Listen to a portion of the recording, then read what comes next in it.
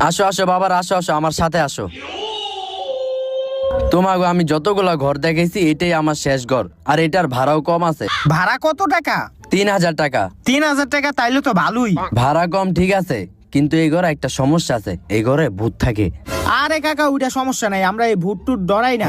না ডরাইলে তো ভালোই, তাইলে তোমরা থাকো। আর আগের বারেরটা ঘরে কিছু মাল সামান রেখে গেছে, চাইলে তোমরা ওটি ব্যবহার করতে পারো। আচ্ছা তাইলে তোমরা থাকো, আমি গেলাম। ভালোই, আয় ঘরে আয়। রুমটা পুরো অন্ধকার, রুমের লাইটটা জ্বালাই।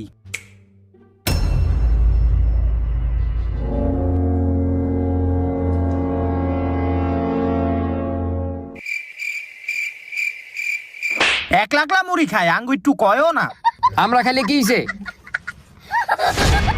এই হন, এই রুমের ভাড়া বাড়িওয়ালাই কইছে 3000। আমরা যেহেতু 3 জন থাকবো, তাইলে আঙ্গু 3 জনের ভাগ করে ভাড়াটা দিতে হইব। আমরা দিব